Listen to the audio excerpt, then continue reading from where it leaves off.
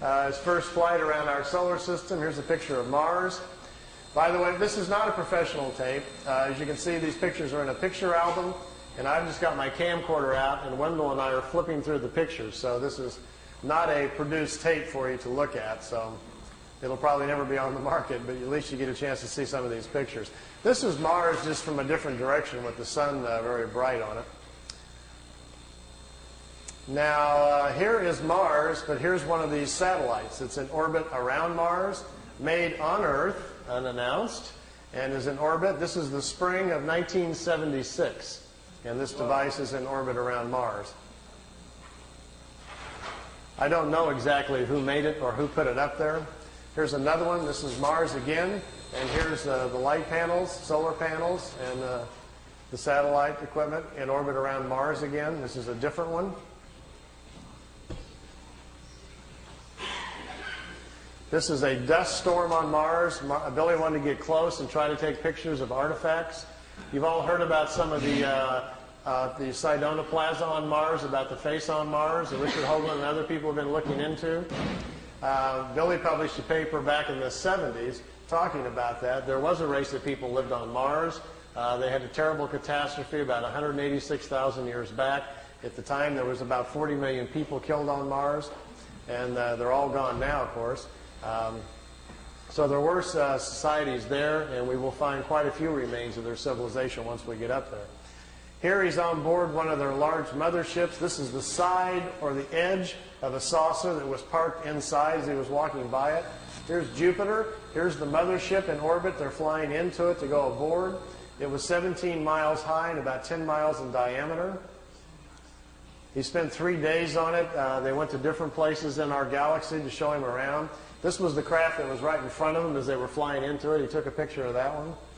Here, again, is back at Mars. These aren't in any particular order. Here's another object in orbit around Mars. And look, here's an American flag on it. So there's a couple of things that they put up there that the military's put up that we don't know about. This is a picture of Billy in a suit. He's on a prehistoric planet to see the dinosaurs. He's got a breathing apparatus on. This is a Pleiadian man. And they've stepped outside of the ship so he can see the animal life on this prehistoric world. Got his picture taken, too. That's pretty good. This jumps back here to, remember the Apollo-Soyuz hookup, us and the Russians back in '76? Billy asked him if he could go up and watch it. They said, okay. They took him up. There's several pictures here of the Apollo-Soyuz hooking up with Earth in the background. Some of the wildest pictures he's got. I mean, just look at the vantage point. The planet's in the background. How else would you get this picture unless you were up there at that particular vantage point? Not a lot of people have that in their photo albums, you know. You can imagine the people at NASA would crack up, you know. They'd probably find it a little hard to believe at first, but they don't have pictures like this. Here it is when it's just hooked up. There's Earth in the background, and here's the two capsules coming together. This is the top of the mothership. There's windows, but there was nobody in the windows as they came into it. We really missed out here. Billy shot, he said, 3 or 4 rolls of film inside the mothership, talking to people and going up and down the halls and so forth. He lost all of the pictures. They were all stolen from him. We've only got 2 or 3 of them left, and they're really practically nothing. This is a prehistoric Earth. They're back in time. That's Earth in the background.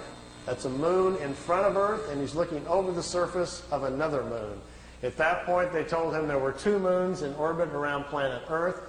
We think we're about 60 million years back. Here's another picture over the surface. Neither one of those moons is currently the moon that's in orbit now. The moon that's in our orbit now, they say, has only been there around 5 million years. Look at this one. This is another piece of equipment in orbit around Mars, and it's huge. It's like a space station. And it's in orbit around the planet. It's also from Earth. We haven't heard anything about that, have we? Here's the dinosaur pictures. Billy's back inside the ship, and there's a viewing screen in the craft, and he says he's taking these pictures. Here's our first dino. He's got kind of gold-brown skin, got large hind legs, short forelegs, and a head that looks kind of amphibian, like a vegetarian type. Here's the second one. There's a bird here apparently dropping some food or something. Is that Charles? Charles dropped his food. This one's pretty hard to see. Here's the head of some sort of creature crashing through some bushes here. It's hard to tell. I know it's probably hard to see these anyway from back there, but just the idea that someone could actually go back in time just really gets my brain going. There's a bird. There's his eyes, some pretty nasty looking teeth. And the last picture after this one is the strangest of all. It's a plant that has an insect head. Billy calls it a plantum. They were trying to explain to him how the evolution of different life forms goes. How, for instance, here's a plant life when the plants are the food kingdom of the world. When the plants evolve to a certain level of evolution, then these lower order forms, here's a small head, and this head is part of that plant. There's these two little eyes. It's an insect, the beginning of insect life on the planet when the food kingdom has evolved high enough. There are 7 different stages, they say, of spiritual energies or creational energies on a planet that create the many different kinds of life forms. There's a transition from one kind to the next. Ours is the 7th or the last one. We have to wait until the animal kingdom has raised the evolution of the body material high enough so our cycles can start.